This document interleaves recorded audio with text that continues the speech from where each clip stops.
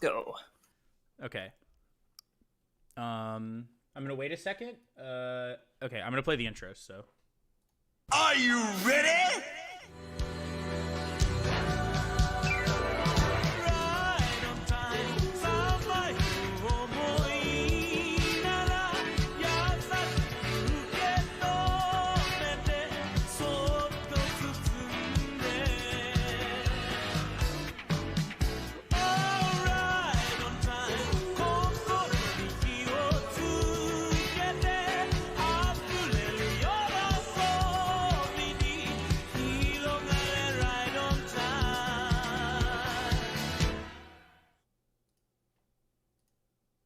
All right. Hello. Sorry, I deafened y'all during the intro. Hello, everyone, and welcome to a Weeb Club live stream. We are here. I do have one thing I have to do before we get started. Let me find this really quickly. Nun sent me a T-shirt before we get started. Okay. Nun sent me a T-shirt, and I'm gonna open it on the Weeb Club stream. But first, we should post it on Twitter. Turn your camera on. I'm going to, but first, I'm trying to post the stream in servers and on Twitter. But someone else should probably do that. But whatever, I didn't. I can do it. Okay. All right, here we go. Let me make sure it's facing. Okay. I mean, maybe we should wait for a couple more people, I guess. That's what I was gonna do, and you're like, make sure you turn on your webcam. Okay, should I wait? I'm just trying. Yeah, wait. I'm sorry. Look, sometimes you forget. Here, I'll go to my Twitter then, and I'll retweet the Weeb Club's tweet. There it is. Okay. Oh. Are you doing a Weeb Club tweet or should I? I'm not logged into the Weeb Club Twitter. Oh, so okay, I'll do it real quick. What 16-second one, Kage? It doesn't exist on the channel, so it doesn't exist to me. How are you guys doing in chat? I love streaming.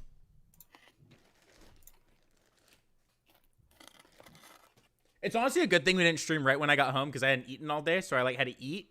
So they would have had to sit here and listen to me eat fucking. Yeah, that's kind of why I figured give you a half an hour to get situated, so you're not coming home and. But that half an hour, I literally walked in my door at 2:30, so it ended up being a half an hour, but it really was like.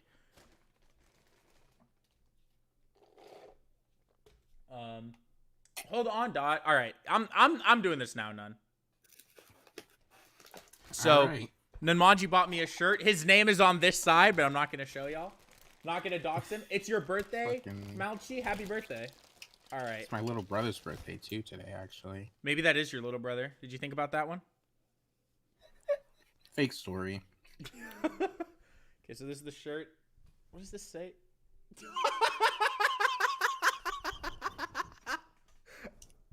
Holy shit, no shot. Where did you fucking find this? What the hell? It was just on Amazon. I can't believe that exists. That's funny.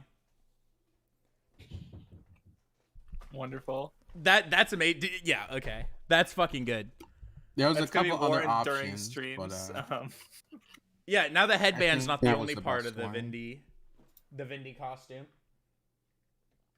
All right. Do we want to get into the questions then? Yeah. First one, Blue Knight. Favorite example of an evil counterpart to the protagonist? Oh yeah, I saw this one. I actually, I can go first because I know my answer already. I can. Yeah, go ahead. All right. Mine is mine's Adachi for holy shit. It's Adachi from Persona 4. Fucking spoiler, gotcha. Yeah, I don't care. I have to say who it is to explain part of why it's so good. And one of the reasons I like it so much is it's like a super small thing. So not only do they they both have variations of Izanagi, but there's also a really cool thing where in the English dub, they're both voiced by the same voice actor. Which only reinforces that idea of that only reinforces the idea, right? That they're very similar in a bunch of ways, and he is an evil version kind of you, is the fact that he literally has the same voice actor. It's actually a really cool thing. that I'm sure could have been done partially because, you know, there might not have been many voice actors to do like Persona or something, but then, you know, it's cool and I like it a lot. I see. I mean, I don't want to fucking say this is my favorite because there's probably other examples I can't think of right now that I like more. But what came to mind was Cloud and Sephiroth. I would say Sephiroth counts as an evil version of Cloud. Just because of their very similar circumstances and how they came to be. I also kind of like how they are both in a way kind of acting in a way that's different than who they really are. And I just think it was really cool shit towards the climax of the game. I hope Cross plays it one day and you can fucking see and can know all the fucking spoilers. But yeah. I am supremely shocked that neither of you gave a Naruto example. Because I it thought has about like, it, but I didn't want to. you know, I think you could argue Sasuke or Obito, honestly. But I mean, you know, those are two really good examples that I could say. I guess to give up maybe a bit one that's a bit more on brand. And maybe it's more out of anticipation than what we've gotten in the story so far. Katakuri. I was gonna say Blackbeard. Oh, I okay, that makes more sense actually. Because I've been anticipating what Blackbeard is going to bring to the story when the spotlight finally shifts to him for a long, long time, and I just think he's really interesting, even just from what we've gotten, and I'm just really like, I want to see what the story has in mind for him, and you know, been looking forward to it for a long time. So yeah. I see. All right. Next question: what are your favorite anime games? I feel like we've answered this one, not on stream, but yeah, I mean, we have a whole fucking podcast on it, and at a certain point, I feel like when you ask something like this, I'm like this specific, I almost feel like it's because of that episode, so I don't understand why this is asked. I was putting on the shirt, so hold on, I'll show it really quickly. There we go. Dot, we're answering from the thread on Twitter right now. Calm down. I mean, we can still look at the chat. I don't want to just ignore the chat. Yeah. Answer some questions. But what was the question? That shirt's actually really nice. Oh, sorry. The first question was from Blue Knight. The second question was the one we Super just did. I didn't hear it. I wasn't. Yeah, Super Red's question was, "What are your favorite anime games?" Which I was commenting about how we literally, a few months ago now. But go watch the Anime Games Weekly. That's the answer. What the fuck? I was gonna at least fucking say one. Just gave him nothing. Actually rude. I mean, I guess to just answer the question real quick, probably like some of the Budokai games, the Dragon Ball ones. Those are the ones I had the most fun time with. You know, as I growing up and stuff. I can't think of anything else. I mean, probably the fucking Storm games, like Storm 3 and 4, and some of the newer spin-off ones. I don't know if there's. Does Pokemon Yellow count as an anime game? Sad. I actually mean that seriously, because the game is like a large part of the game is like you can follow the anime almost exactly, right? So does it count? It's like kind of based off the anime. I would say no, even though it does have more anime references than, you know, but any other Pokemon game really, except for maybe Let's Go, I guess, but I haven't played it. No, I'm wrong. Well, sad. I see where you're coming from.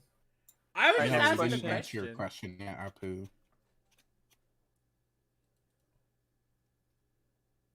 Olvion, on Twitter. What are some of your scrapped video ideas, and what should happen to improve anime and manga discourse? Oh yes, I saw this question.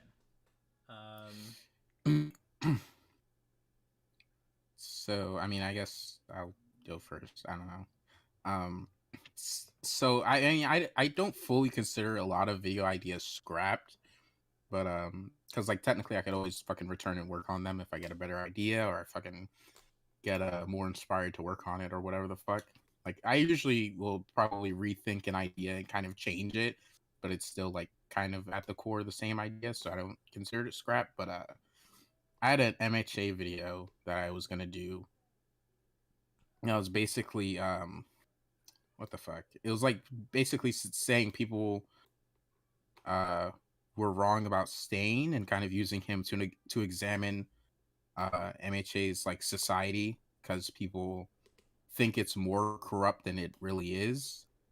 Like I do think it would be bad to say there's no corruption at all within the hero society, but it's like for the most part, most of the heroes we know about are just kind of like flawed heroes who are trying to do their best, and are actively trying to improve and kind of getting better. But it's kind of just up to the next generation to surpass them and like move past their failings. And they're kind of, those heroes are kind of trying to guide their current generation to surpass them and stuff like that.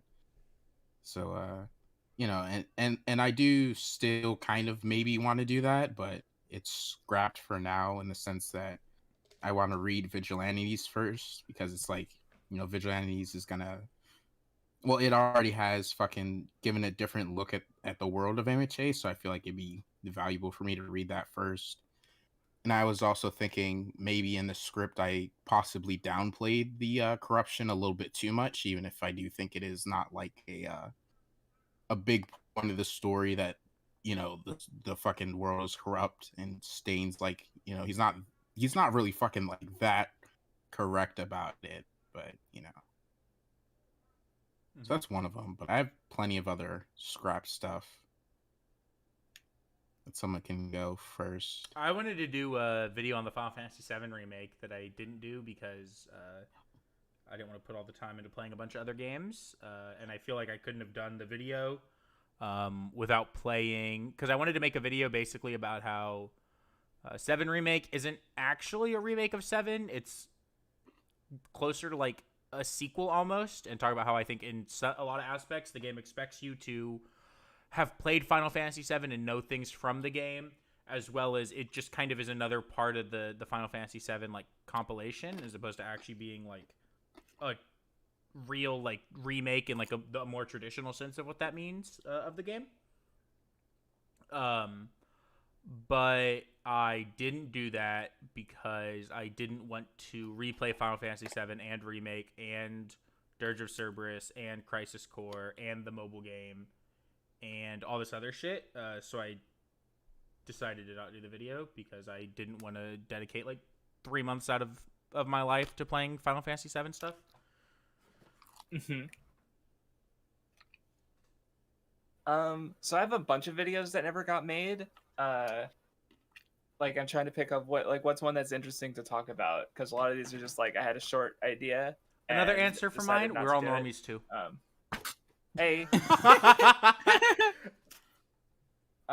So like one idea I had, I think I was gonna go. I decided not to do it because that would involve research, but I guess I was gonna go back and look at weekly chapter discussion while the Chimera Ant arc was going, to kind of use that as an example of how like people are just dog shit stupid when talking about weekly series as they come out. Because here's Chimera Ant arc, literally like one of the most well-regarded arcs to come out of Shonen Jump, and like here's some examples of people being dog shit stupid about it because they don't know how to talk about stories as they're coming out. But it didn't feel like doing that one. Oh, you motherfucker! That sounds very interesting. Okay, I was gonna do it real quick. Just another video idea. I was gonna do a video on how Manga Record is bad, but 1, the anime's not finished, and 2, the mobile game isn't available in English any longer. So it's like I don't know if I care enough to do it. But what are you gonna say? Oh, I was gonna answer the second part of this question, because you asked 2 questions essentially. Oh, right. So what should happen to improve anime and manga discourse? I actually, and maybe this is a little too pessimistic from Vindy. I mean, I was gonna be fucking pessimistic too. So, I don't think there's anything that can fix it. Like, I think it's boomed. I think media discussion online is boomed until people who grew up watching like CinemaSins and the Nostalgia Critic and every other really bad YouTube reviewer is fucking dead. And like that sounds like I'm not like wishing death on anyone, right? But I just think that like as long as people are around who I guess like still think that these things that people say are like real and are like rules of storytelling, I don't think it will ever actually improve, because people have such close attachment to the art they like they're way too stubborn about ever changing their mind about how they inherently look at art. And so until there's like a new generation of people that hopefully, and it won't happen, but would hopefully be raised on like, I don't want to say correct values, but like a better way to look at and interpret art, I don't think it'll ever change. I mean, yeah, my suggestion too, like, you know, changing it would be a slow process of like, because you even said like, you know, new generation, like, because what I've noticed is that people who tend to like, you know, the series with the bad takes, people who get into those for the first time more recently aren't less likely to have those bad takes. And I mostly think about seeing that in like the communities I'm in and stuff. Right. So I think that just, you know, helping people get into things and, you know, helping them avoid, you know, like, or no, you know, just like discussing things with them and just help it, you know, just try and spread your ideas more, I guess, is what I think would be the best thing to help. And, which is what, you know, what I'm trying to doing in part by you know what? Subscribe to the Weeb Club. Listen to everything we do. Share everything we say to other people. Yeah, that's the strat. What is this? Hold on. Give us money so we can continue doing this longer too. And yeah, and a specific thing that's related to anime manga and not as much in other you know, types of media discussion that I'm also trying to do is like cultural discussion, right? Like with my Monster Hunter video where it's like, hey, this is a Japanese game. Let's talk about how Japanese it is and why Western commenters aren't talking about that and what the problem there is. And you know, I've done that in other videos too, and it will be something I continue to do, I think. Yeah. I mean, I basically have taken a fucking you know, also a pessimistic approach to it in the sense that like it's never going to be as good as people want it to be and be as satisfying as like people might think an improved discourse might be, because I just think in general, fucking, you know, let's get fucking Hunter x Hunter 2011 Dick Ride Association about it. Human beings are just inherently fucking flawed about knowledge and knowing how the world works and just many different things, because it's like literally anything you can think of has very bad discourse. Like, you know, most people think they know way more about politics than they do. Like the vast majority of people are very fucking misinformed about politics. People are very misinformed about food and like fitness and nutrition. Like I literally know a guy who's a nutritionist, and he fucking talks about other people like how we talk about people in the anime community. Like he thinks everyone's like, you know, fucking doesn't understand how to read you know, fucking sources on food.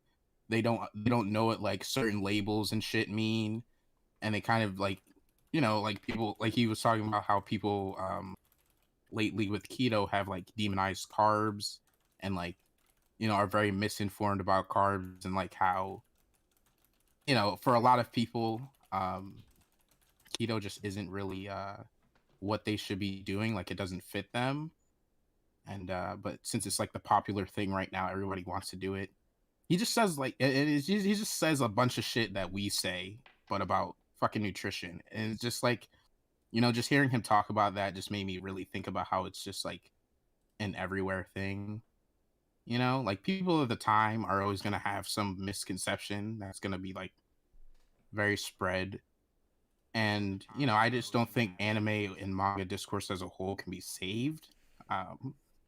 Like we can only save like certain series, maybe. Like that's, you know, why I like, think, you know, just like, well, I mean, you know, I like to think, you know, like, yeah, even if you can't change the whole, like you can, you know, gradually make small, like there's nothing wrong with small progress, you know, or small yeah, change. I mean, I do think there is some progress that can be made, because it's like, you know, fucking overall people's knowledge about certain things does progress forward, but there's always going to be new series to misunderstand and misinterpret and kind of, you know, be really negative about, I would say. Even if, you know, we can save some series, we can, I don't know, maybe improve people's thinking on a very specific thing, but it's never going to be like, you know, I don't think everyone's going to be like as charitable, I guess, about media as we can be, where we, you know, we're trying to meet it on its own terms and kind of try to understand what it's doing and like even if we don't like it, if it's meeting the goals that it's set for itself and kind of reaching a certain audience, it's still valuable and good. Like, we can still recognize something that we're not into is good. I just don't think people will ever be that way. Mm-hmm. I mean, ways we can improve it. I mean, it's kind of fucking, continuing to, fucking continuing to spread your ideals on it. Fucking, keep trying to defend the series you like and try to make people understand why you like them. But, I just don't see it getting better as much fucking as good as people want it to be. It's just like a very inherent thing, I would say. Yeah, I don't think there will ever be a large culture shift. I don't think there will be a culture shift in the next, I would even say 10, 15 years of how people talk about anime and manga, unless something really drastic happens. Even in like film and shit, people are like very bad about like popular media. Like I fucking watched Lindsay Ellis talking about the Titanic, and it just kind of seems like fucking type of shit people do with shonen sometimes. Titanic's a good movie. People were stupid about it 20 years ago. I've never seen 25 years ago. It's good, actually. I liked it. I was surprised to like it, that I liked it as much as I did. Okay, I got the next question. All right. This is from Dot in chat. When are we getting a monkey guest on the Weeb Club? When they train monkeys to do podcasts. No, that's not. Nope. Someone give the funny racism answer, please. None? Oh my god.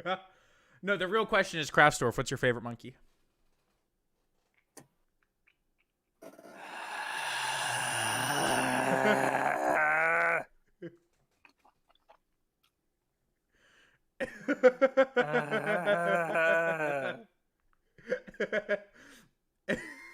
Devil fruit. Okay.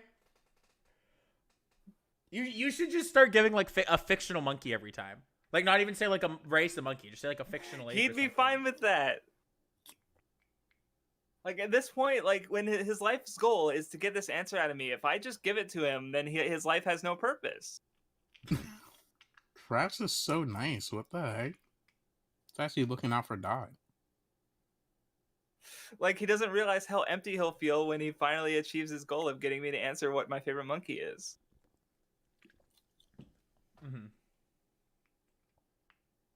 All right. Next question from the thread. Mr. Graham asks, what our 3 favorite Weeb Club episodes are so far. Oh, that's a good question. I gotta look. I have one that comes to mind immediately. Actually, no, maybe 2, but I'm not 100%.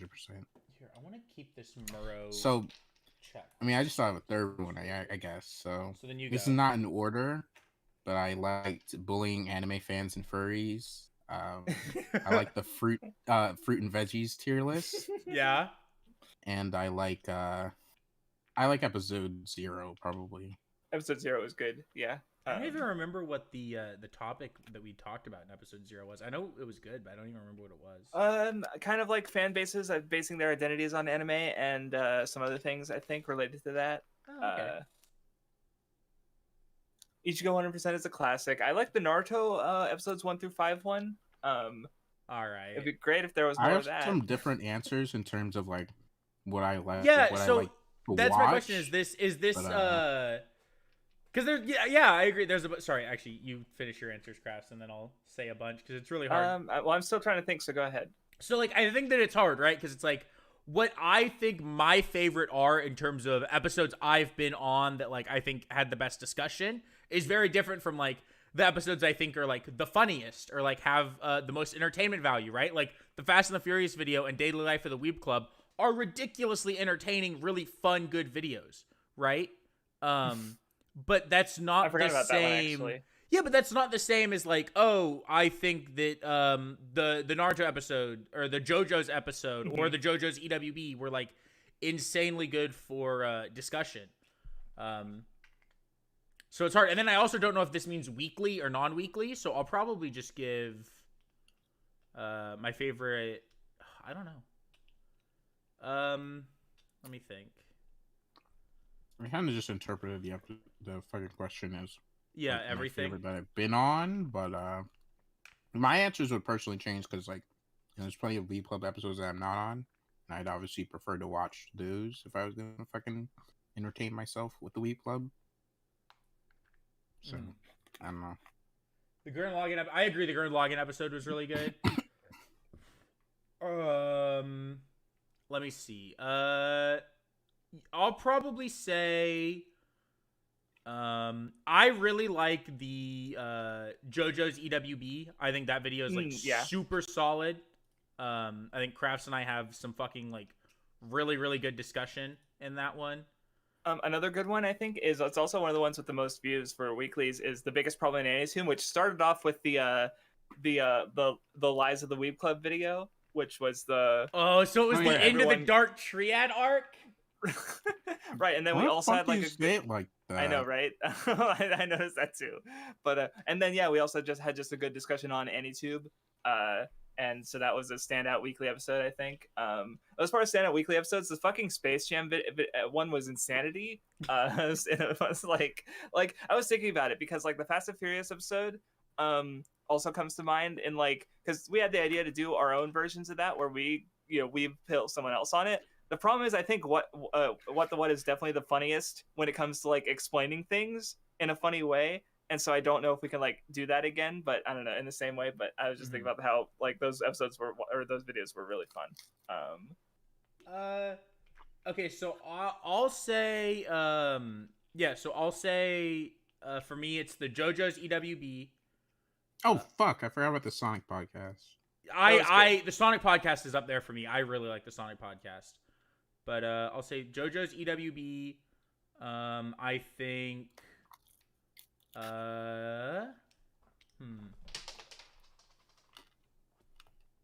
Oh, you know what? The Seraphic Blue episode I was on, was that 3?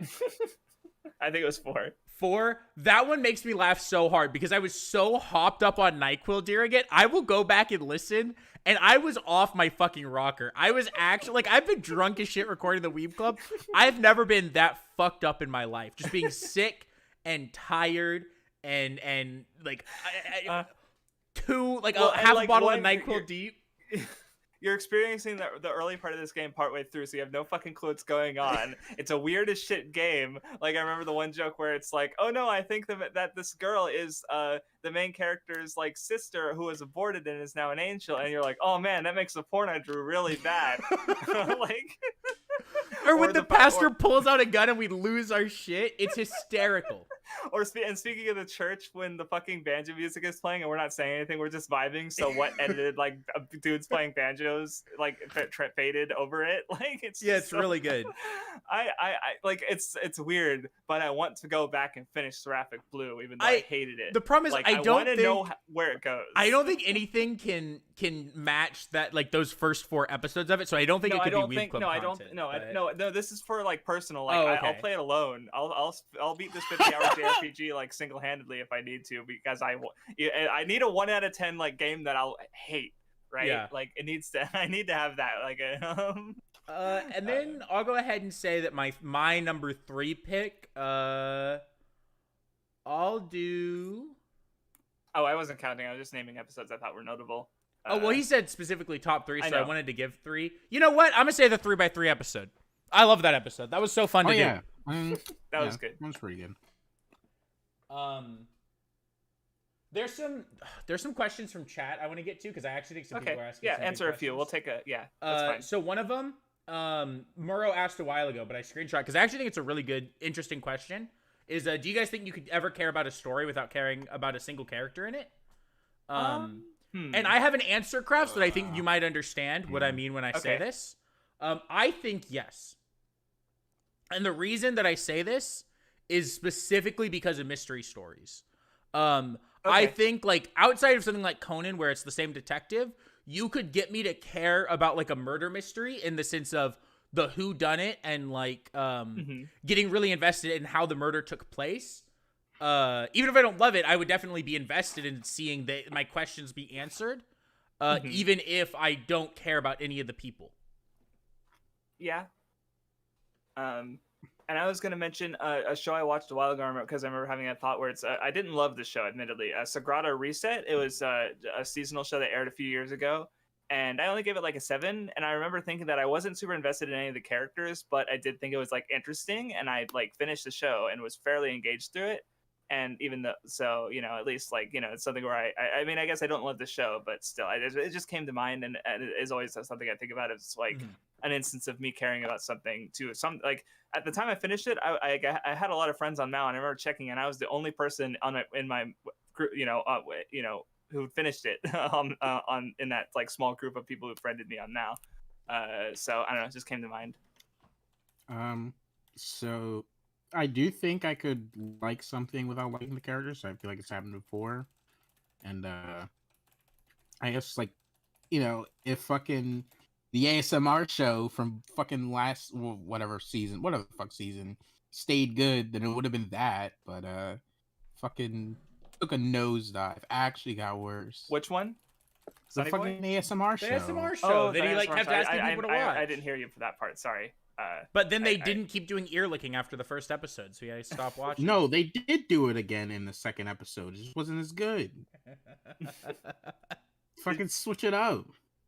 But I had another instance in my mind. Oh yeah, I mean, I guess I haven't finished the show yet, so it's like a little unfair, and I could come to care about the characters. But Sunny Boy, at least from what I watched, would be a show I don't really care about the characters that for much, me, that was an instance of like, I didn't super care about the characters, but when I finished the show, I definitely had like emotions and realized that maybe, I cared more than I thought. But I don't know. Yeah. So, I mean, it's unfair to say that because I haven't finished it yet. Okay, here's one other question I do want to ask from chat, just because I don't know how y'all feel about it, but do you think EWBs help discourse as much as making your own video on the series that doesn't directly tackle the points? Just curious. And I think a smaller, shorter video is definitely going to be more accessible. Right? Like, oh look, here's a 3-hour video responding to. But then I guess like there's also the matter of like reach, because a response video to a more popular YouTuber, rather than a regular video that's just more like subtweeting it, basically. Like I don't know. I feel like I think at least on the Weeb Club, the EWB would have gotten more popular, and I think even if on my channel, if I feel like even the direct response would have gotten more popular, than because that has recognition with the like. If someone searches Mother's Basement JoJo, they'll find Mother's Basement videos, but they'll also find responses to that video who are using it in the tags and stuff, right, or the title and description. Yeah. Where that wouldn't show up with a normal JoJo video addressing the same argument without directly responding to the video. So as far as reach goes, though I do think the video ends up being better off for not having something to respond to, but that also might just be like a writing thing for me.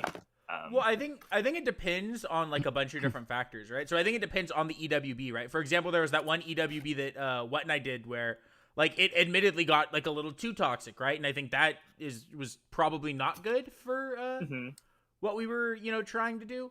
But then I think that, for example, like other ones, right? Like I think the one you guys did about the cute girls being feminist, the Hinamari sketch video was really good. I think so I think there are EWBs that can like actually help discourse. I just think it depends, and it also depends on like in a vacuum, right? So if the Weeb Club, I mean, obviously on the Weeb Club, right, an EWB will do more to help discourse than a backlog will. But I don't know if the Weeb Club was the same size as like your channel, right? If you did a video essay versus an EWB, I would think the EWB would have more reach. But I also don't know, because the more people that see it when it's like kind of drama focused, the more people are just going to immediately disregard it as drama or just are going to go to put hate. Right. I mean, I think making your own video probably helps more, but yeah, I mean, it just has like more reach than EWBs would get. So it's fucking more digestible, I guess. And at a certain point, I feel like with the EWBs, while like at first when they were first coming out, they definitely were helpful. I think most of the people who stick around watching them kind of are just viewing it as like a kind of own the YouTuber kind of thing, whereas like separate individual videos made by someone that focus on different topics don't necessarily have to be viewed that way. Um, I don't know.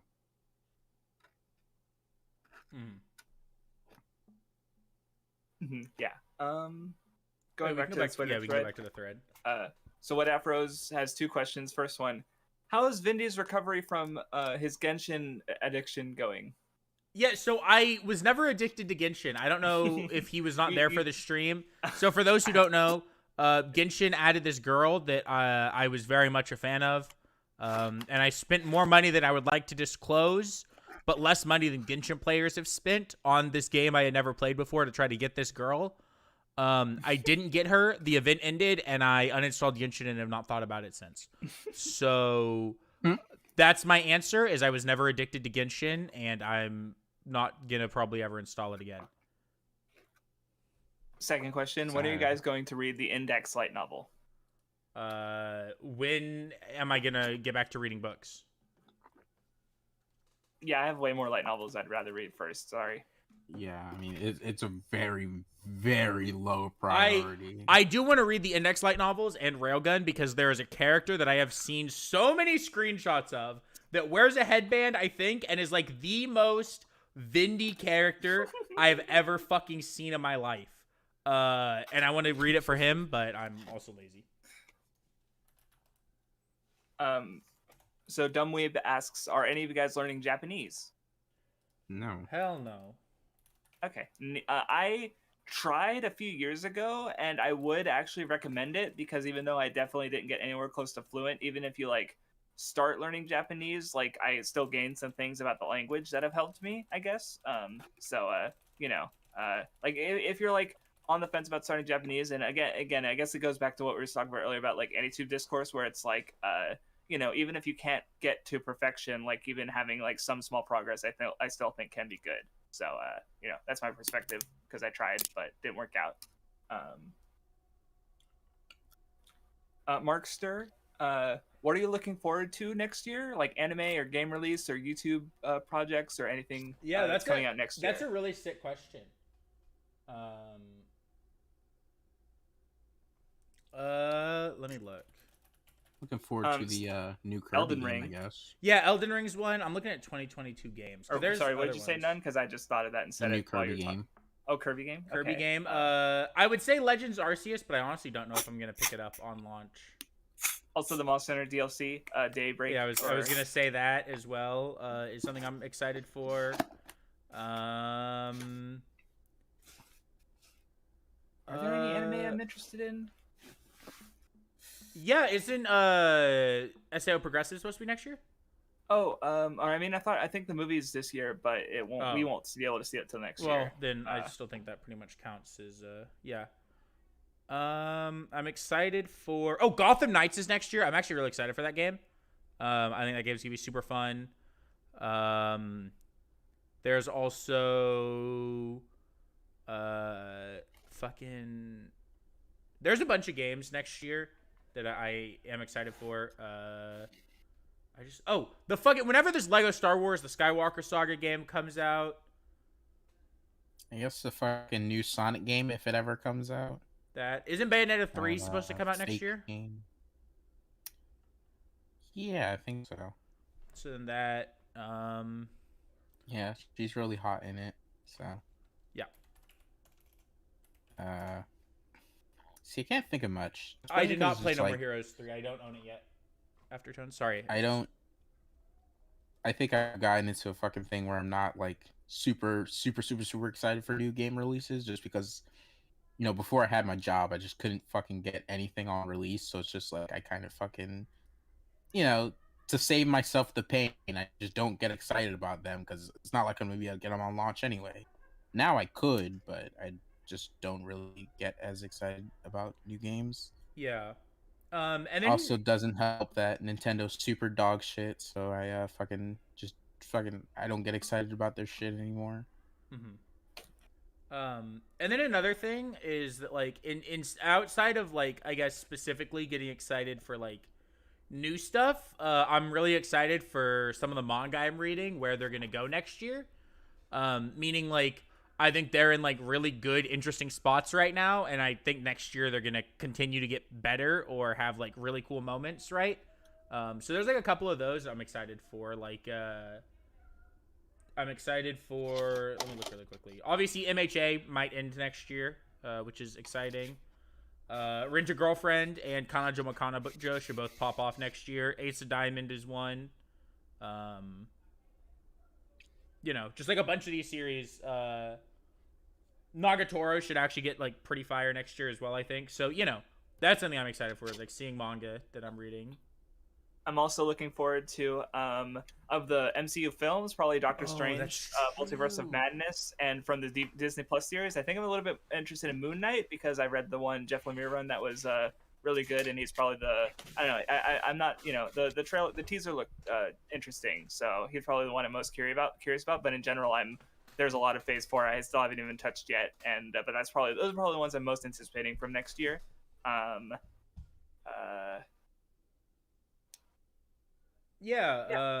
guess for anime, like maybe Tiger and Bunny season 2 will come out next year, and it'll be good. But in general, there's some adaptations like Spy Family or Isekai Oji-san, which are on manga that I like. But as far as the anime, it's like, well, I already have the manga. Like maybe it'll be good adaptations, but you know, we'll see. I can't think of anything else though. Yeah, I can't right now. How do I feel about Tokyo Revengers and its final arc right now? It's very good, but I want to reread Tokyo Revengers when I'm done because there's a lot of characters and it's hard to keep it all straight in my tiny brain. Especially when I've been reading it weekly for like 3 years now. Are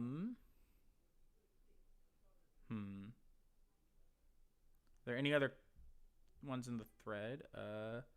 Okay. There's one from Master Spoon. When do you determine something as a favorite? In the middle of reading it or after finishing? Or after finishing or catching up?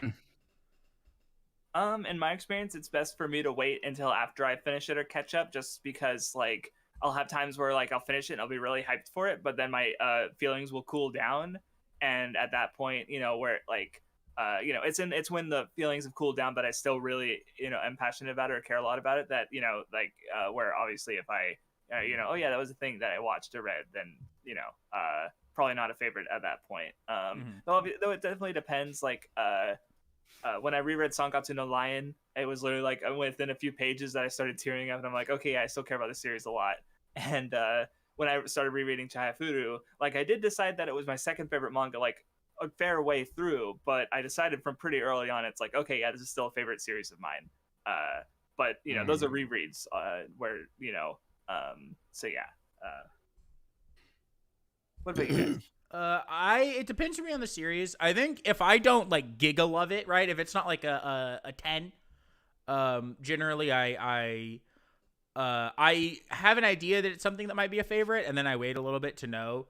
But there are things where you know while reading it, right? Like it's a favorite, right? Like I knew before I had finished Gintama, right, that it was going to be a favorite. I knew before I had finished Re:Zero Season 2 that it was going to be a favorite, right? I knew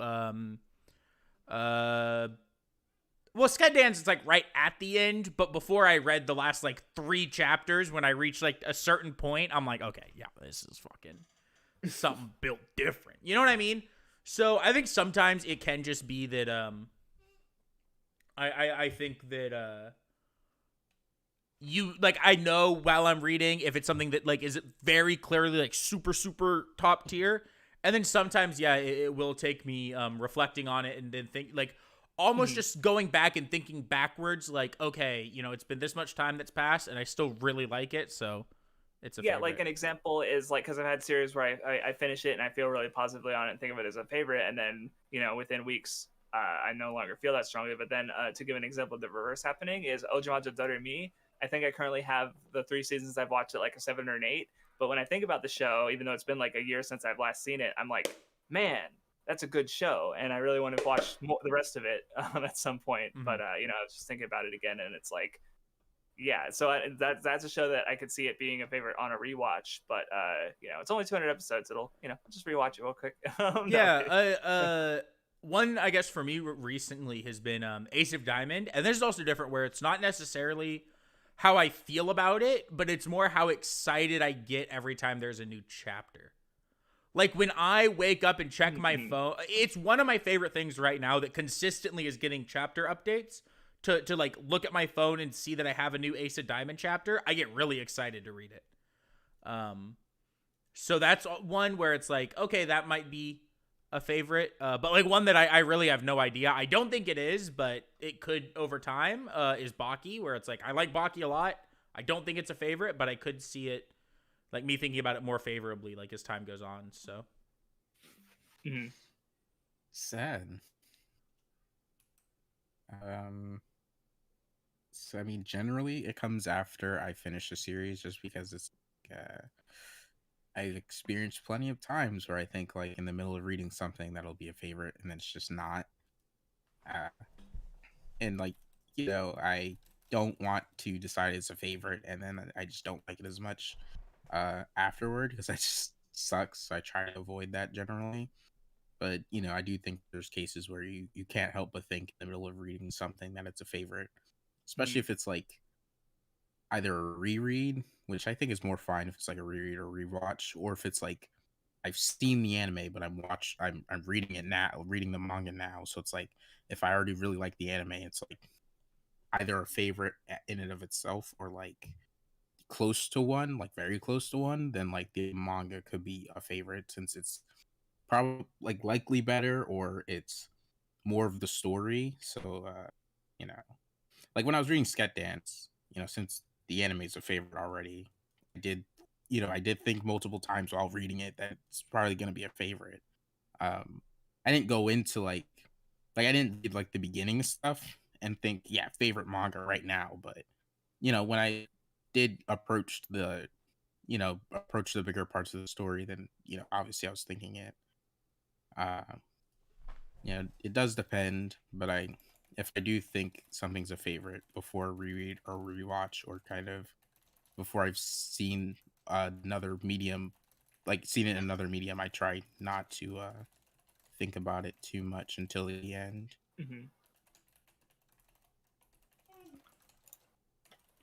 I want to respond really quickly to this question from Scarlet Disaster, mainly because I don't agree with the premise, but they said, I think that for a series to be truly special to you, you have to know the flaws it has and still love it. So what are flaws, mistakes, or things you didn't like in of your guys' favorite shows? I definitely don't agree with that premise. I don't think you have to recognize flaws and love it despite that for things you love. A lot of the things that I really like, I can't even think of any flaws for them. I mean, I prefer the way like what frames it, where like he'll recognize flaws in his favorites, but he just doesn't care. Not all of them, of course, but when sometimes like he knows that Gurren Lagann episode 4 isn't like he doesn't he skips it on rewatch. He's not gonna right? say that the CG in School Idol Project specifically is good, right? Right, but he still loves those series, yeah, and right. But like an example for me where it's like if I had to think of a flaw, it's like we've talked about this before. This might have been in a Crafts and I stream, but I thought it was on the Weeb Club somewhere. So someone might remember in chat. But I remember like if I were to try to find a flaw for like Sangatsu, like the manga, the only flaw I can think of is like that there isn't more. Like there's nothing about that manga that I don't absolutely adore.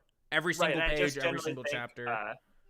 Yeah, the idea of looking for flaws is it's just very much part of just a general media culture and consumption culture with cinema sins and like where it's like, oh, that's a sin, ding, right? Like it's just a really bad way to look at stories. And I mean, not to say that dismiss like perceived flaws or just don't talk about them. I mean, if you don't fucking want to, you're not obligated to.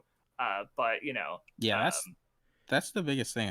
I think people force you to talk about flaws when you don't really need to. Like, well, yeah, it's also like to say that for something to be special to you, you have to recognize its flaws is like a sign that like you're like on some level you look for flaws in things, and I don't think you have to.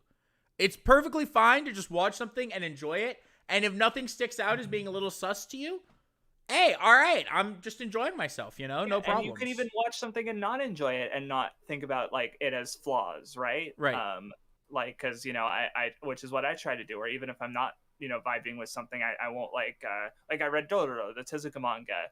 I can't think of any major flaws with it. I didn't care for it that much, but I'm not going to be like, oh, there's this problem there, there's this problem there. Like, it's just not a way I like to think about stories, or a way I find helpful for discussing stories, so I just tend not to do it. I also think it comes down to the way we are, where we very rarely will call things, especially narrative aspects, flaws, right? I think obviously like both examples that we said, right, for like what is Gurren Lagann in episode 4 and then CG not looking great in Love Live. Both of those are like very clear like visual things, right? So like I mentioned it in the backlog we recorded, right? That there was something where I described it as PS2 graphics, right? But like the Black Panther. Well, I wasn't gonna say what it was that we recorded, Craftsdwarf. Oh no, that was okay. Never mind.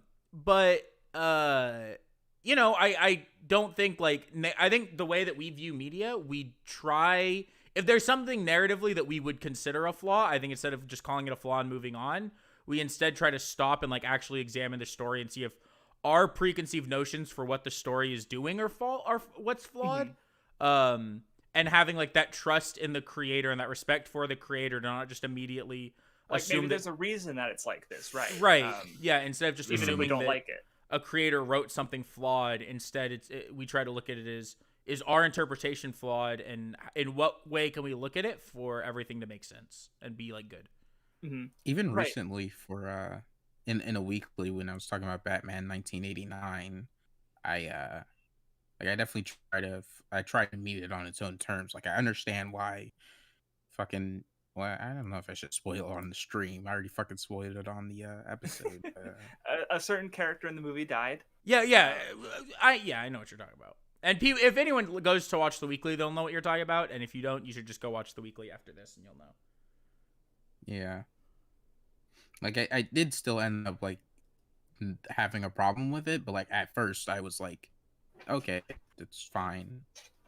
Though there is something that actually kind of fixes it in the third movie, but I don't want to talk about it yet.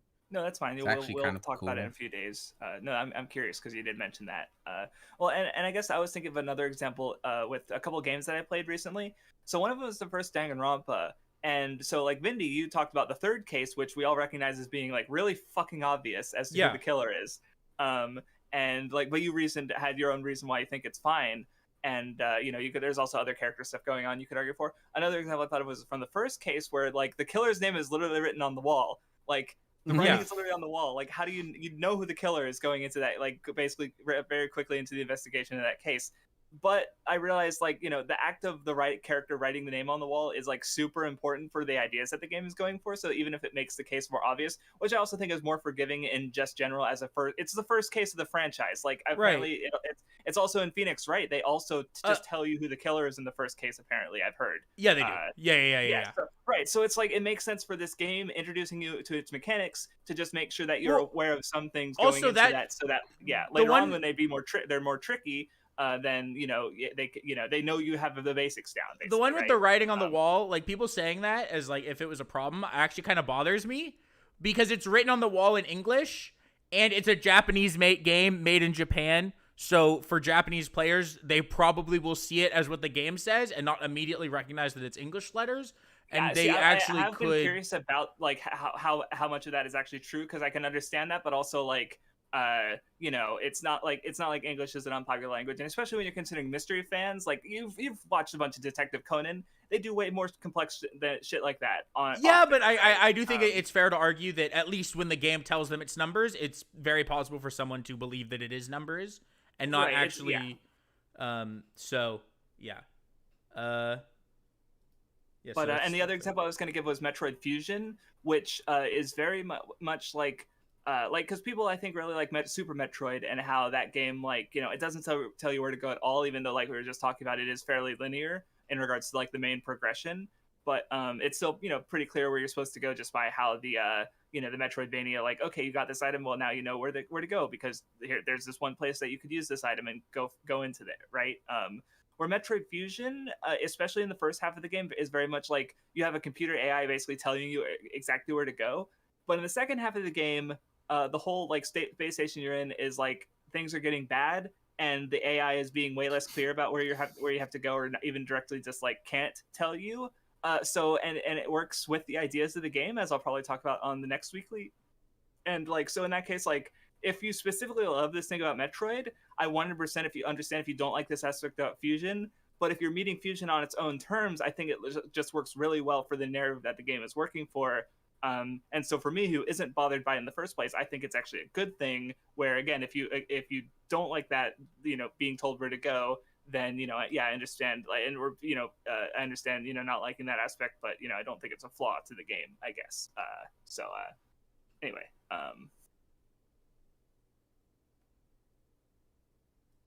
Yeah. Unfortunate. How did this start again? I don't remember. Someone asked a question basically talking about they looking for flaws. Flaws and favorites, or something. Oh, that was what we're talking. Yeah. Or do you want me to go from thread, or should we answer more questions from chat? No. Let's do the thread. From chat, I think. Okay. What do you want to do one on chat? I didn't see any in chat that I really want to talk about right now. Okay. Lime Phoenix asks, what would y'all do if you had 1 million subs? Like, how would you handle the large audience? I wouldn't. I would just fucking ignore it. I would. Yeah, see, that's my thing. I already do. I basically have like my community on Discord, Twitter, and which I still ignore half the time and barely tweet. And I don't even look at my comments anymore, so it literally wouldn't affect me. Well, and it wouldn't. And Patreon. It wouldn't affect y'all. I think that also that much, because it's not like you show your faces very often, right? Like Crafts, you have shown your face, so people would know it, but none. No, I don't even know what none looks like, right? So he would have no problems. A mental image that I've like constructed, but it's not right. Yeah.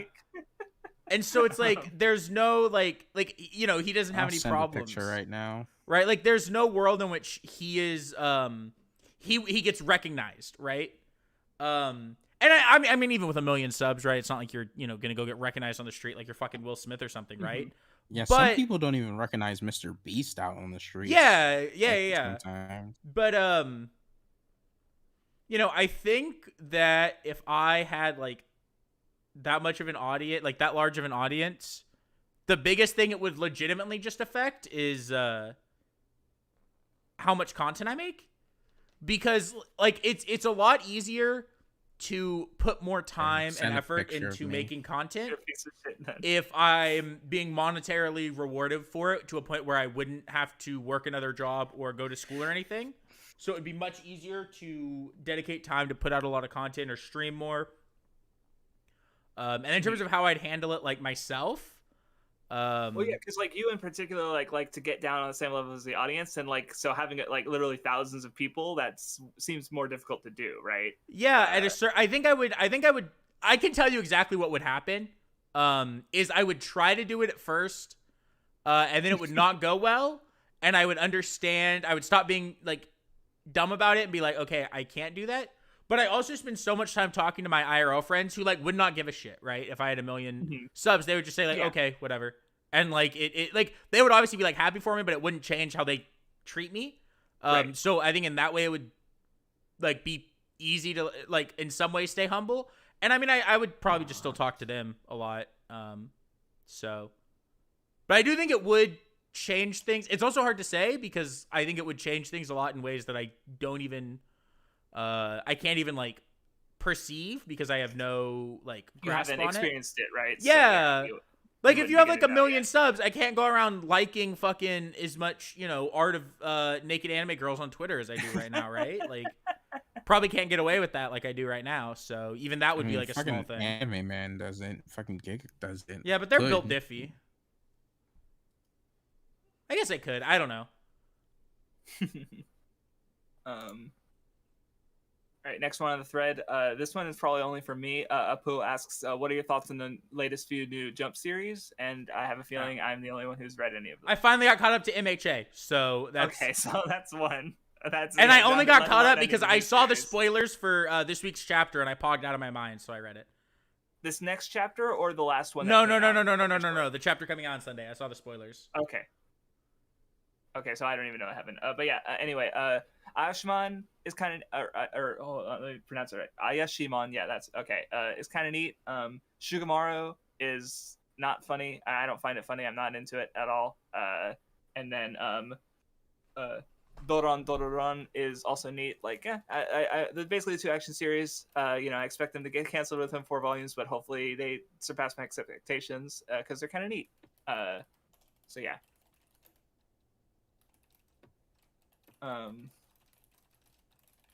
Do you prefer weekly? Or this is Justice Man. Do you prefer weekly reading or binging after it's finished? I think I know Nun's answer on this one. What the fuck? Hey, yeah, I prefer weekly, dude. I just like to get a little slice of the story every week, like a little bit of a fucking story, you know. Keeps things going, you know. I just really like it, you know. I would even be okay with a page a day, you know. Okay, you're a one cringer. page. Give a page a day. I'd say for me, it depends on the series. Some series I really like both, right? There are some series where I have a really good time reading it weekly, and then going back when it's all done and binging it all, right? Like that's what I'm gonna do with Tokyo Revengers, where I've been reading it weekly for like years now. When it's done, I'll just go back and read the whole thing, and it'll be, you know, really good. I think when it's something where it's like super hype and there are things happening and like you get to like pog out over it every week because like, you know, what's happening. I think sports manga are just so fucking good weekly. It's really annoying because it feels like not enough ever happens every week, but it's also so like it's the dopamine hit every week. The serotonin that I need, right, is getting my 5 sports manga chapters, reading them, and just like pogging out over like, he threw the ball, you know, and then like I get to calm down until next week when he caught the ball. So that like those, and I was actually reading BL manga the whole time. Fuck you. I also think some romance manga, like I've talked about like this, but like stuff like Nagatoro or Uzaki or Kubo-san, where it's like, you know, very episodic, you know, just kind of cute romance manga. I really like reading those weekly. That's also I get my weekly dose of serotonin from it. And then like other stuff, I do think it's better binged, but I read it weekly anyways. If I am caught up, because I don't like not being in the loop. Mm-hmm. It bothers me. So sometimes if I get really far behind, I just end up looking yeah. up spoilers because I hate not being in the loop. Okay. See, I don't do that. I did that for MHA, and that's why I knew I wanted to catch up. I don't give a fuck. Because like I mean, to give an example is because I caught up to Chihayafuru recently, and there was some parts I'd seen from later on in the series, and you know, finally getting to see the context for it was really good. But I still had at least like some awareness, and you know, so in that case, like, you know, maybe I should have kept up as they were being translated. But in general, I guess like there's definitely some series reading weekly where it's just like a drag, but it's also like, you know, a couple minutes every week, if that. So it's like whatever. And you know, I do at least, because what I've always been thinking for a while is that like I want to, because I was frustrated. I think part of the reason because a while ago I actually stopped reading a bunch of weekly series, and the reason was Billy Bat, because I read Billy Bat, it was coming out over the course of like 5 years, and when it ended, I kind of immediately wanted to reread it, and I kind of had this like frustrated feeling of like, you know, okay, if it's just better to binge things when they're done, then why read them weekly? And so I like dropped put a bunch of manga on hold, and I decided to only read them when they were finished. But now I've come back around on that, and I've realized that like, well, after like they finish, or after a big arc finishes, I can just like reread that arc or reread the whole series up to that point, and then I'll have like the context from later to help me appreciate the early stuff, and then I'll get to go through it again and refresh myself. Like a big example that I'm 100% planning to do is a Black Clover, which I'll either reread the Spade arc or just reread the whole manga when it ends, because the problem with Black Clover is chapters are only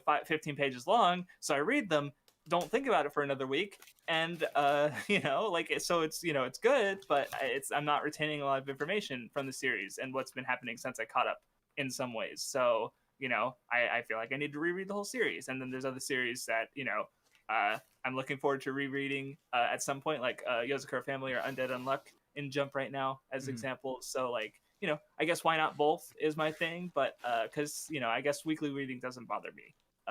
So yeah. I mean, fucking, yeah, I've been rethinking my stance on weekly stuff a little bit. I do think it can be helpful for finishing certain series, because it's like, you know, I can figure out when a series is probably something that like if I don't continue it now, I'm just never gonna get back to it, never gonna finish it. Especially because it's just like, I probably just don't like it enough to binge it all when it's done. So maybe that's when I'll keep up with it weekly, or at least like Mm-hmm. semi regularly. I think whatchamacallit it. What is that seasonal called? Koisuru Asteroid? No. Koisuru Asteroid. Taisho. If I kept Oh, up with that weekly, I probably would have finished it. But like now that it's over, Mm-hmm. even though I've thought about watching it, it's like I haven't like brought myself to watch it. No, yeah. See, I Even actually though I think it's like decent from what I mhm. saw. No, because I've for my thing with anime specifically, because I feel like they're longer just because like they're 20-minute episodes where I feel like I could read a volume, which is going to be like 2 episodes worth in around 20 minutes, right? 20-30 minutes depending on the series. So like, with anime specifically, I like last season what I tried to do, or maybe it was a season or two ago, I was just gonna like watch a bunch of shows when they finished. But then what happened is I got to the end of the season and I'm like, man, I have 50 episodes to watch. I don't want to do that. Like I wanted to watch other things like favorites rewatch and stuff. So this season I'm trying just watching all the shows that I wanted to watch as they're coming out, and it's been going pretty well. Like I'm still consuming media like a fucking fiend, and I just have to watch a couple episodes a day. And I don't know. And then yeah, if I want to rewatch it, I can do it later. But yeah, I don't know. That's anime is just a little different for me in that way because I don't think I would watch it after it finishes unless at least not for a good while, especially because a lot of times there's going to be sequel seasons anyway, so it's like why not wait until it's all done if I'm really that interested, and if it's just adapted from manga I'll just read the fucking manga. But anyway, next question. Oh, Or do you sad. guys This have more to fucking say, guy. or do you have more to say? Okay, dude. I do. Fucking what the hell? Um, I guess my thing with reading things weekly is just like it's really frustrating to well, not only like kind of not retain information as well, but just kind of like being drip fed things through big events and big arcs that I could recognize that I probably really like if I wasn't reading weekly, but since I'm trapped in reading it weekly, kind of just sucks out the hype, I guess, from crazy things happening when I read like something that's super good and it's like, okay, dude, it's over in like 2 seconds because I Mm-hmm. finished the entire chapter really quickly. So it's like for MHA right now, it's like taking away a lot from the series for me to be reading it that way. And I just don't like to risk that for series. I think there's very, very, very few series that make it better, and there's always a larger possibility it makes it worse, or at least like The experience you worse. know, Like you mentioned Kimetsu as an example where it affected you reading weekly, where binging it you had a much better time. yeah, like I just really don't like doing that. Like the only series I can really read weekly would be fucking like whatchamacallit, I mentioned before, but like rom-coms kind of like Rent a Girlfriend. I don't read it weekly, but like I probably could, and I do catch up with it from time to time. And when I catch up, sometimes I'll read a weekly chapter a few times and it's fine. Like Battle Shonen especially, I don't like reading weekly. uh I don't know if that's weird, but I just think with reading weekly, it's kind of just like uh being really like for me, it's like kind of just being really impatient for information, I guess, if I succumb to reading weekly or whatever, Mm-hmm. instead of just kind of letting it pile up and kind of being able to take it for what it is. And I also just think every series I read weekly, that's like almost a guaranteed series that I have to reread over from the beginning or whatever. And I don't want to like keep making all these series I have to reread from the beginning. So that's like part of why I just don't like catch up to a lot of jump manga. Like, because it's like if I catch up, start reading weekly, I'm going to have to read the entire series again. And I just don't want to Mm-hmm. have so many series I feel like I need to reread. So I'd rather like at least try to wait till it's over. Mm-hmm. to avoid like so many rereads, and it's just a lot of time because It's fair. Yeah. Another question from the thread that I wanted to do is where is it? I want to get Mega Man 123 says, "What's you guys' opinion on current MHA? Horikoshi does not miss. Everyone thinking he missed needs to wait till Sunday. Horikoshi does not miss. That's all I have to say." I haven't read that chapter, so I legitimately just do not care about the revelation in the newest official one. So Horikoshi does not miss. I stand by this statement. Anyway, the Borkin Weeb asks, what have been your favorite pieces of media / fiction in 2021? I don't know if he's asking what we've experienced in 21 or what's come out in 2021. I'm just going to answer what I've experienced. Yeah. Oh, I was only going to answer what came out because I assumed that's what he meant. Oh, maybe that is the question. Yeah. Because a lot of time, so yeah. So yeah, that came out this year. That's harder. Summer ranking. Was ReZero season 2 this year? The second half was, yeah. Fuck yeah, ReZero season 2, best thing of the year, easily. Yeah, mine would be like, or it's not best thing of the year. It's second best anime of the year. Because Gintama the Final, ReZero season 2, Cap. not Cap. Gintama the Final, ReZero season 2. Roboco literally exists, dude. It makes Gintama unnecessary. Oh my god, the Guardians of the Galaxy game I really liked. And I will shill any chance I get. I would say the Lil Nas album, so Montero. The Silk Sonic album as well would be up there for me. The Dune movie was pretty good. I liked it quite a bit. Was the Snyder Cut this year? It was, right? I don't know. I'm pretty sure the Snyder Cut was this year. Or is okay. I'm looking. Last year. No, it was March this year. Snyder Cut. Okay. I would put on there. I think if there's anything else. Was Suicide Squad the new? The new Suicide Squad was this year. Very good movie. So some things I liked. Mashin Sentai Kiramager finished this year, even though most of it aired last year. ReZero Part 2, as mentioned. Monster Hunter Rise. The Isaac DLC Repentance. VV Fluorite Ice Song was really cool. Evangelion 3+1, which Love Live Superstar, Squid Game, WandaVision was this year technically, though we watched it recently. Yeah, those were all some really good things. Was also very good. It did come out this year. Yeah. And I would also personally, I would put oh my god, what is it? Oh, I would put Arcane on that list as well. The League show, fucking great, and I would also put the Pokemon remakes for me. I love fucking Brilliant Diamond. I'm playing it so much.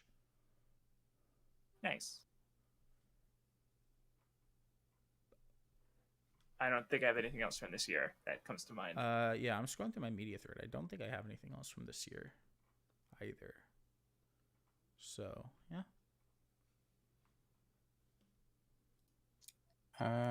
So I mean, for me, fucking rewatching Spider-Man 2, Inuyasha. 1 second, Murrow. That's hold on. Murrow, that's not true. Yeah. Fuck, I forgot it was like things from this year that came out this year.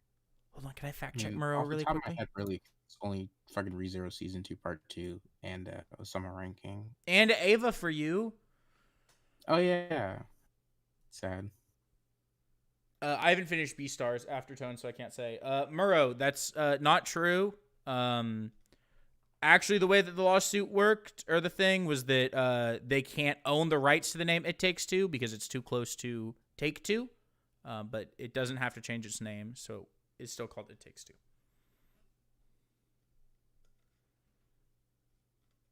Yeah. Sorry, I didn't mean to cut you off, Nun, but... No, it's fine. I can't really think of anything else that came out this year. probably be one other thing, but I can't fucking think of it. Were there any games you played that came out this year? No.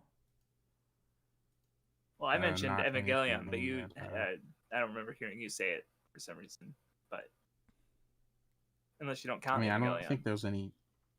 Well, I mean, Vindy brought it up, and I said, yeah. Yeah, I can't think of any games I played that. So I mean, Pussy I played 4. some of the Guardians game, but I didn't play Pussy 4. You're such a didn't play fake it pussy yet. fan. I keep forgetting I'm the only real pussy fan here.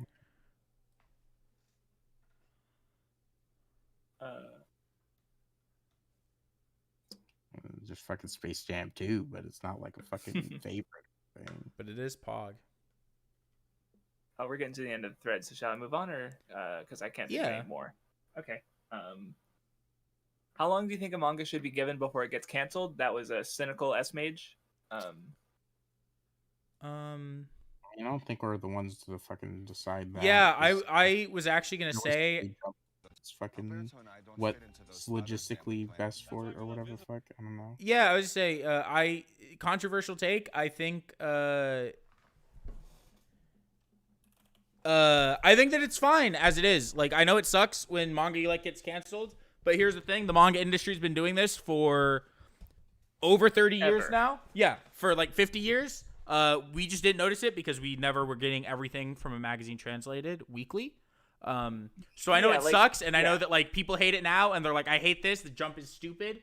Jump has always been doing this. If they're doing it, there's probably a reason for it. They probably know a lot more about what's going to be successful and what's going to make them money than we do.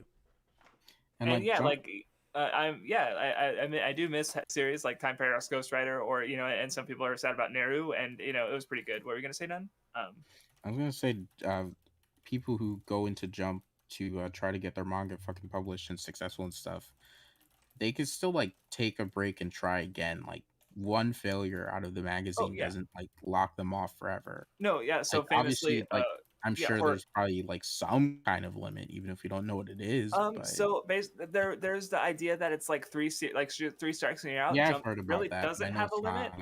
But yeah, it's just like if you have an interesting series, and because Horikoshi, he failed twice with Barrage and the Zoo manga until before he made MHA. And I was gonna say, if you're sad about Neru or Red Hood dying, I've been sad about Double Arts ever since I read it a few years ago. But then the author went on to make Nisekoi, so who really lost here? But yeah, I don't know. It happens. It's been happening for a while. Hell, I found out that fucking Barefoot Gen, which I'm reading right now, classic Jump manga, got canceled 4 volumes in, and then it came back because it was like it's a fucking important cultural landmark series. So whatever. That's I don't know. Part of me doesn't think it's like super the end of the world for those authors to get canceled. It's like, they still did get like they got some money while they were working on it. Take a break, make another series. Like, I do think there's options for them. Aftertone mentioned the author of Fist of the North Star's first series got canceled, and I remembered Araki also had some of his first series canceled. So it's just super common. And I think maybe the fact that Kubo Zombie Powder got canceled, but then we have cases like Oda where One Piece was his first weekly serialization. It's his last weekly serialization. And and realistically, with making manga and if they get accepted or whatever, and are in the magazine for some period of time, that's like kind of more generous than if somebody wrote an entire fucking book and tried to get it published and it just nobody ever saw it and didn't get published in any capacity, and they used up all that time and got no money. At least fucking with Jump manga, they're in there for a little bit. I don't know. I think that's a little more than what you get out of writing a book or whatever. It's kind of not as harsh, I would say. I don't know. Yeah.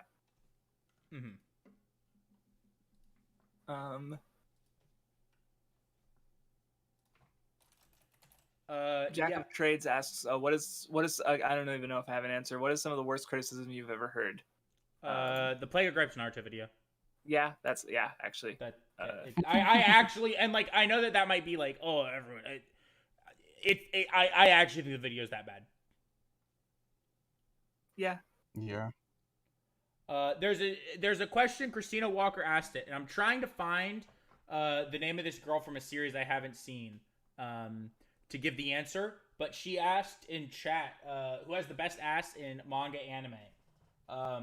Okay, there's a few answers in my opinion, but I'm trying to find it. So y'all give the answer if y'all have it. I can't think of any. Yeah, I mean, I can't think of good ones, but like when people ask the best one, it's like that just makes it really hard to answer. Here it is. Don't Here know. it is. Okay, so one of my answers, and I haven't seen this show. I think you're okay. Is it this girl? Is it Yume? There's the isekai from Winter 2016. Haito Ginso no Grimgar. There's the redheaded archer bitch in this show. I haven't seen the show, but I've seen her ass. Very good. That's one. Another one would be fucking. Oh my god, there was another one I had on the fucking goddamn tip of my tongue that I was like, I have to mention them. So she's definitely up there. Fuck. I'm baby malding. I don't know. I'll say that preemptively. There was someone else that I knew I wanted to mention, but I cannot remember who the fuck it is right now. Damn, that is a good Grimgar ass. Yeah. Post? What? Post? I don't feel like looking literally that just okay. I was just gonna say literally just search Grimgar ass, and it's like the first. There's a bunch of.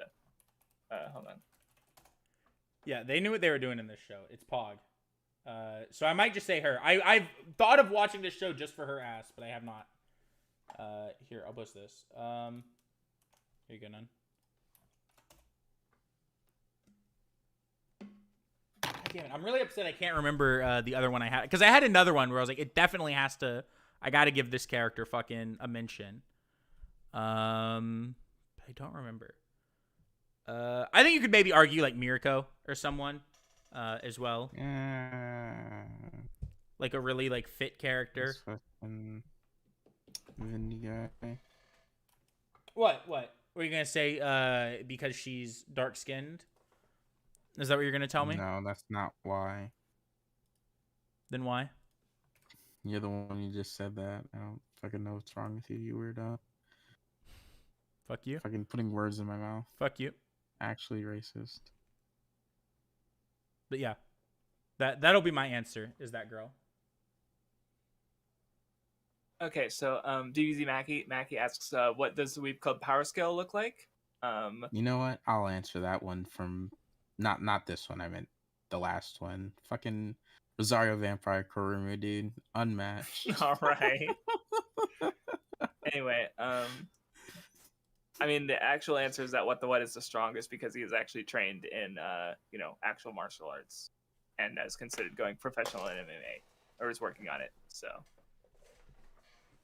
after that, yeah, Vindy's big and actually has played a sport in the last few years. Then after that, I don't know, none. I don't know. I don't do shit. I sit around on my ass all day. Crafts would be the weakest. I think I could take Vindy though, but that's a story for another time. Remember, I've never been in a fight, and I also don't want to fight anyone, so I would probably lose a fight on default because I don't really want to. This is a Blue Knight question. What is your favorite instance of a character in a story being emotionally or mentally broken? I don't know if I have an answer to that. I think Homer would count. Yeah, Homer probably. Oh yeah, that would Technically, Sasuke would count, but I'm not gonna pick Sasuke. It's like kind of I don't know. Oh, SAO actually has War of Underworld. Has some good stuff. Cloud. That's my answer. Cloud Strife. Ooh, the ending of a certain Danganronpa game. or the climax of it rather. Oof. But I'm not gonna say which one. Is there anyone else? You know what? I got kind of another one. Artorias being hollowed. That shit gets me. Yeah, I'll say like Artorias being hollowed, Cloud. Luffy at the end of the war. Okay.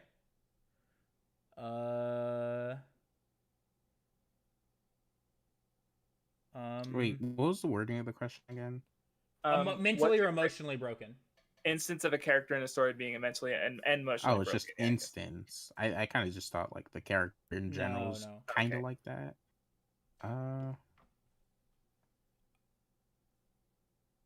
I'm not gonna pick Tomoya after. Yeah, I don't even think I need to say if you've seen the series, it's like literally clear. An after story, the stuff. That's all I have to say. Switch, another one. Oh yeah. Holy shit. See, I'm not counting Ray, and the reason I'm not gonna count Ray, because Markster said I thought you might mention Ray, is because I think like when I consider broken, even if like you want to consider like just being depressed, it's like I consider broken as someone who is no longer like functioning. Yeah. Right. So ReZero episode 18. Yeah. ReZero is a really good one. There's multiple points in ReZero where that happens actually. Yeah.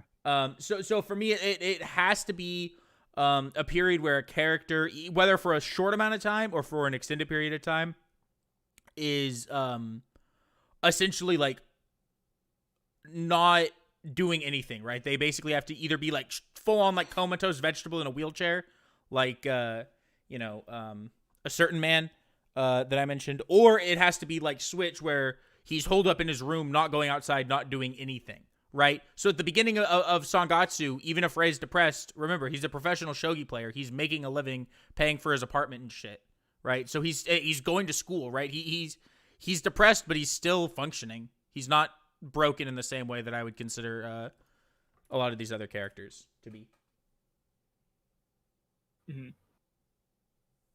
Sad. Anyway, last question from the thread. If you wait. Evangelion, like the last 2 episodes where Shinji's obviously fucking broken down and it's having its whole anime analysis video in the fucking episode in the show. Really good. So yeah, last question. It's still very strong for me. I definitely think how it phrases why Shinji should continue trying is very good. Since it's just like really pushing how different people can view you in different ways, and there's also different possibilities for him. It's really great. I'll also say Simone after Kamina's death, I think counts. Spoilers. It's episode 8.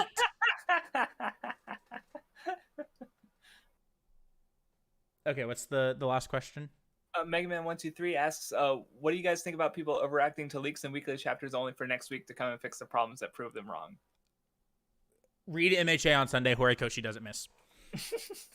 That's literally my whole that's my answer. Because I know that he's talking about this with MHA because his other question was about MHA.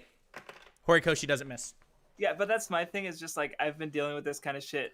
I mean, what happened a couple years ago with Wano, where time travel was introduced as a plot element and everyone lost their fucking minds, and then next week it was completely fine and now nobody cares. It's like that's stuff like that is definitely one of the reasons I try to think of like, okay, well, it's an ongoing story, so I'm gonna try not to lose my shit and just like see how it is when it's all over, right? Because there's things that you won't really understand fully until the story's over, right? And that's that kind of thing is one of the reasons like I try to think that way. Any specific thoughts, none? Not really. No, okay. Even though it's weekly brain rot, and you got the chance to shit on weekly readers, but okay. I think one way to explain it is like it actually just does come down to people not respecting creators, right? They again, right? It's like they don't have the respect for a creator to ever let to ever see a plot line, like to see a plot line through all the way and see like, you know, like people were freaking out over MHA saying something is bad off of the final page of a chapter when we don't even know what's actually going on, right? And so it's like that happens all the time with so many series. Remember the one with One Piece recently where a certain character recently, this was like last year, where a certain character who died showed up and was like, how is this fucking character here? This is bullshit. Then it was on break for a week, so people were still complaining. And then the next week it's like, oh, it wasn't even that character. Cool.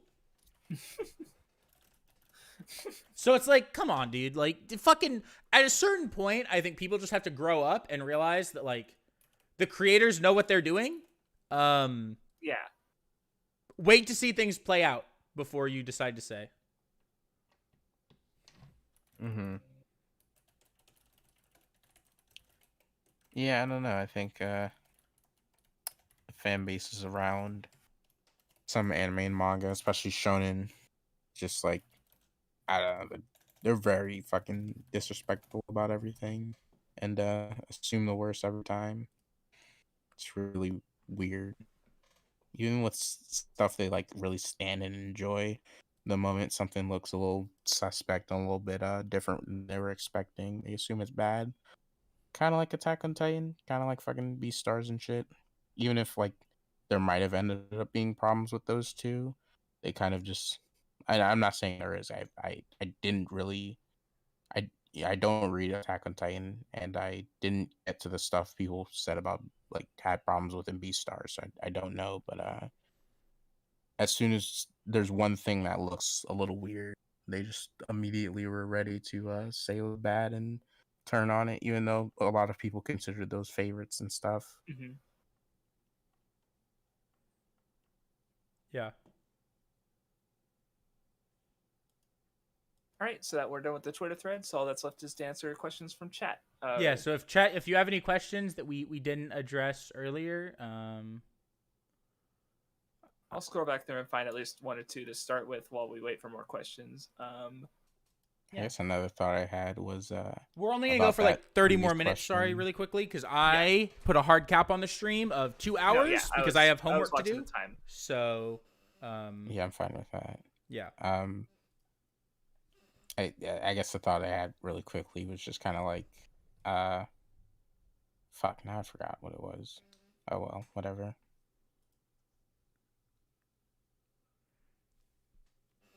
Yeah, so chat room, if anyone has any questions that we maybe missed, I'll go ahead and say this just instantly. He says, you think we are going to get multiple lightsaber users in future Star Wars films, shows, and games again?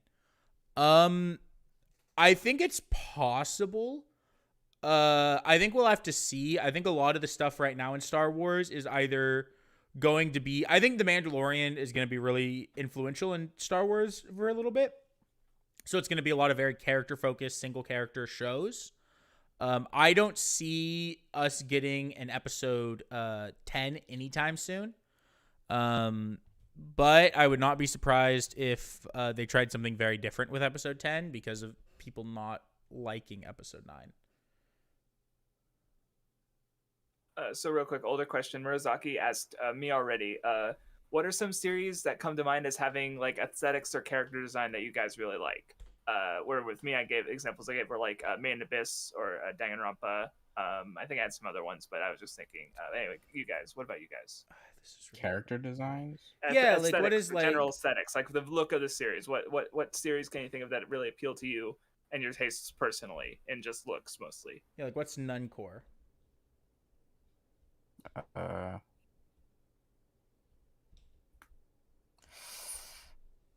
I no. I don't know. Okay, what's Vindy Core then? I'm trying to think. I apologize. This is a hard question to answer, actually. Because there's a bunch of different things, and it's hard for me to just think of something where it's like just it's visual design. I fuck with so hard. Madoka is another one for me, actually. I forgot to mention. I mean, the Inuyasha manga, I really like the way it looks.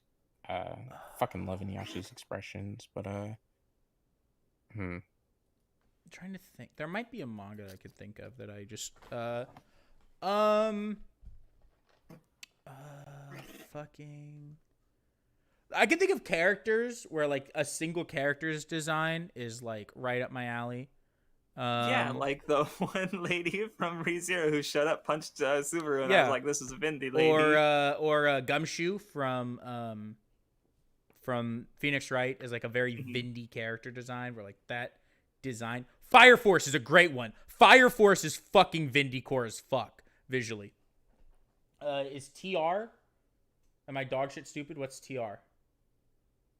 Tokyo Revengers? No. There are. Sorry, I realized what TR was. I would say there are other delinquent series that are much more Vindy core. Like Rookies is more Vindy core design wise, or when Ace of Diamond has the delinquent team, maybe more so. Vindy, I don't know what the Rat King from Ninja Turtles is. Fuck. I'm trying to think. I know that there's something that I'm not thinking of. The fucking Rat King. You know what? I'll go ahead and say No More Heroes as well is pretty Vindy core. Someone asked if you finished that. I responded. I still haven't finished Travis Strikes Again, so I haven't played No More Heroes 3. Oh, gotcha. And then I'd also say, if I was gonna give like one more thing, probably Cyberpunk 2077. I actually fucking love how that game. I love the game's like visual design. So yeah, those would be mine. I know that there's big things I'm missing, so don't take that as like a for sure. But those are some of them.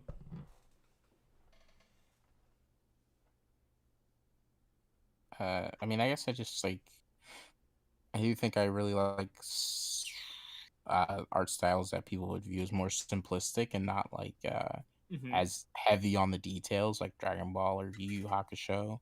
Obviously, Yu Yu Hakusho and fucking Hunter x Hunter can be heavy on the details sometimes. But Togashi definitely I've been thinking about it, and I definitely think Togashi has a very big scale as to like how much detail he'll use versus how little detail he uses, right? Where obviously series like Made in Abyss have lots of detail usually, or One Piece, not as much as Made in Abyss, but definitely it doesn't. I understand. I do think it's cool in a sense when some of those series like Inuyasha or some Togashi series kind of like the characters might not have like a load of detail and like shading, but the locations do, which I think is cool, I guess, to see. I don't know.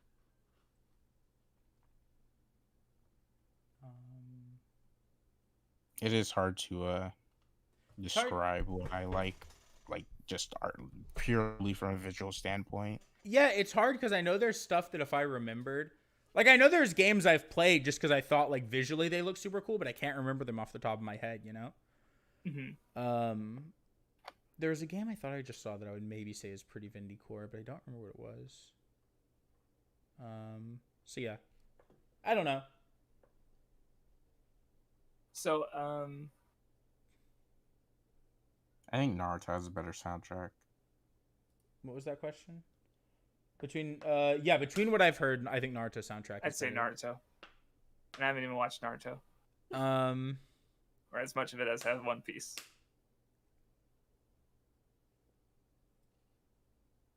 I don't know if this got answered, but do you guys put much stock in first impressions for both media and people?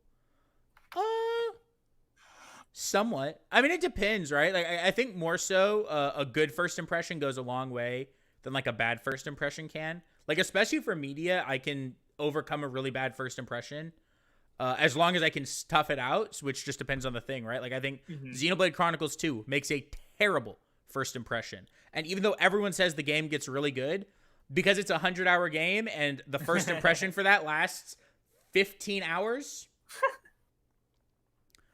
Yeah.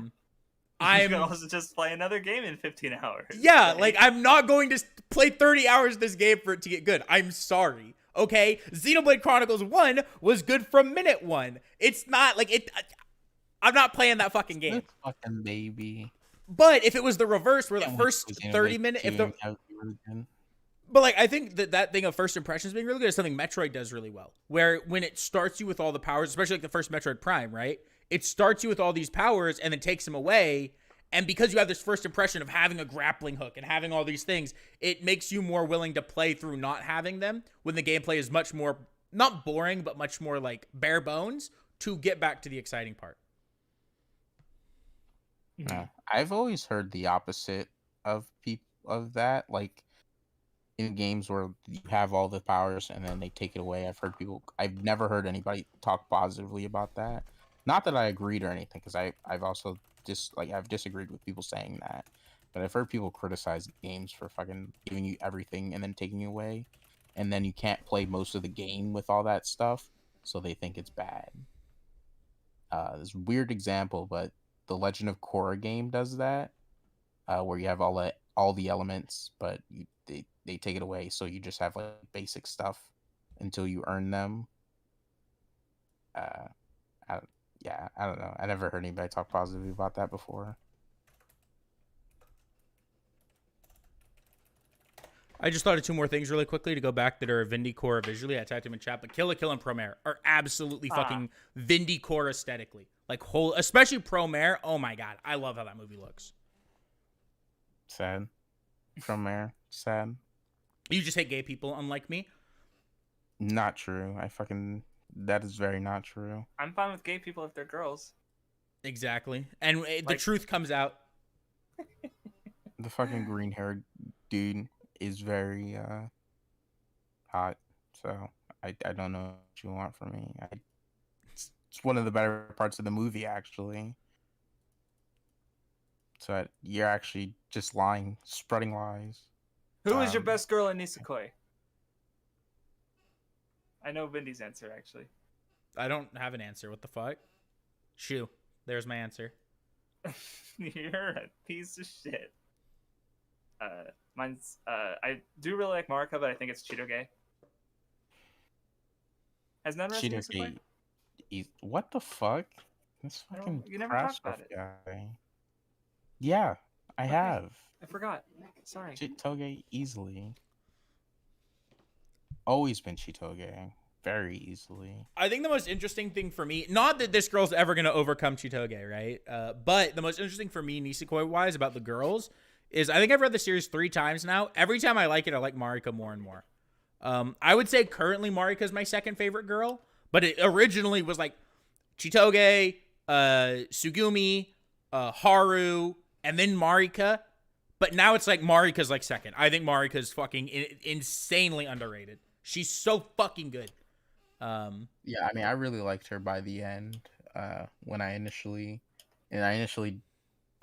say I didn't like her, but you know, I did think she was annoying. But yeah, she is really good. Not second favorite, but like third favorite currently. Mm-hmm.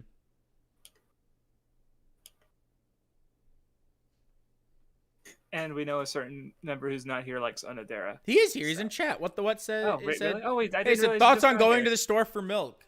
Yeah, when are you getting back with milk and cigarettes? It's been months.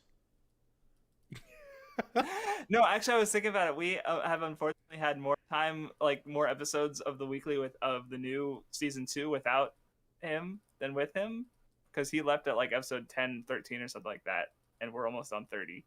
It's so sad. Come back. Yeah. I mean, it's very easy to see which episode, because I know the last episode he was on was the one with actually no, it was the one before the episode that has like the Evangelion background with fucking I don't even know what that thing is. When we talked about anime being overpriced? No, it was before anime games thumbnail. Yeah, anime games. I said it was the episode before that one. Yeah. And the thumbnail of the next one, like, you know, that it just has him fucking falling in the background. It's funny. Oh, our thumbnails So are shit. the High Garden and Spice one, that was the last one he was on. Are you guys one of those gamers who gets trapped by the "but what if I need it later" mentality? I assume they're talking about like consumable items. Yeah, like in Final Fantasy, where it's like, oh man, Mega Elixir, I might need that later. End the game with 999 elixirs. I have been slowly getting over that over the course of the last couple years, where sometimes I save it. Like some things I definitely save, right? Like I absolutely like it because I've been playing Pokemon, right? And so outside of the shit I just don't use, right? Like I know they're good. I don't use X items. But like, you know, like max revives and ethers. Max revives, ethers, and PP ups are the one thing that I almost never use, right? But outside of that, like I'll use a full restore in like a random trainer battle if I feel like it. I don't give a fuck. I'll buy another one. Yeah, see, I've also been trying to get over that. Like, I've been playing Pokemon Red, and if I get a TM, I'll check out what it is, and if I think it's a good move, I'll just use it, because it's like, I'm not going to save... Oh, Thunderwave? Yeah, I'm not going to save it to make a competitive team later. I don't fucking care. I'm going to give it to one of my Pokemon that I'm going to use my team. And I did, and it's been a really useful move to have, even though, like, it's also a really good TM, and one that you would want to save if you were going to, you know, make a specific, you know, have for a specific purpose later. But it's like, who the fuck's going to play Pokemon Red competitively on a physical cartridge? Like, hello?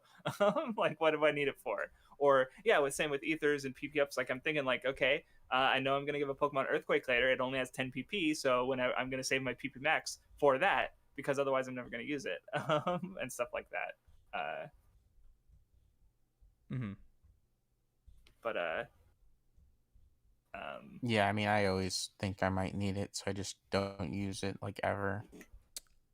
I feel like you never will. Like, the way I try to rationalize it now is, like, you actually are never going to need it. So I use it when I feel like, oh, it would help me to use it now. And then if I need it later. Like, one thing that I've started using a shit ton of Pokemon that I used to never use is rare candies. I use this shit all the time now. Yeah. I don't give a fuck. I've actually, how I've been using them is I'll use them as revives early game when I don't have revives, because if you'll that's right, yeah, because Pokemon, they have health, so they go back to, like, having, like, 2 health. And so then I can use potions to... Yeah, so that way I don't have to go back to Pokemon Center. I'll just use a rare candy and a couple potions, and I'm good. Because otherwise, like, the point in the game rare candy is going to be most useful is like Elite Four grinding, and but I don't feel like I'm gonna have like maybe 10 by that point. Like, it's not really worth it. So I'd rather. Usually in Pokemon games, I usually just completely, like, even with things that are very easily replaceable, like potions, I will still, like, travel all the way back to the Pokemon Center most of the time. Like, the only time I use potions in the game most of the time is when I'm in an actual battle. Other than that, I'll usually travel back.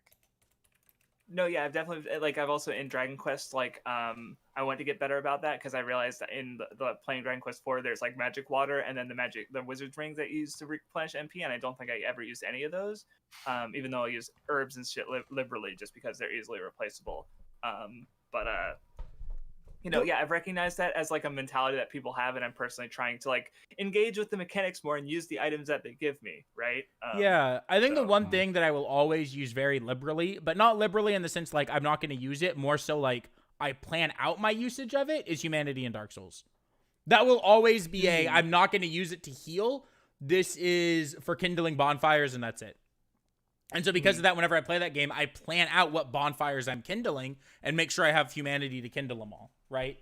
Yeah, I'll use it in an emergency, but, like, because if I'm, like, in a dangerous situation trying to get back to the bonfire or get to the next bonfire and I don't have Estus and I'm low on health, like, yeah, I'll use a humanity heal up just to go a little bit further, but, I also haven't played a Souls game in a while, so, never mind.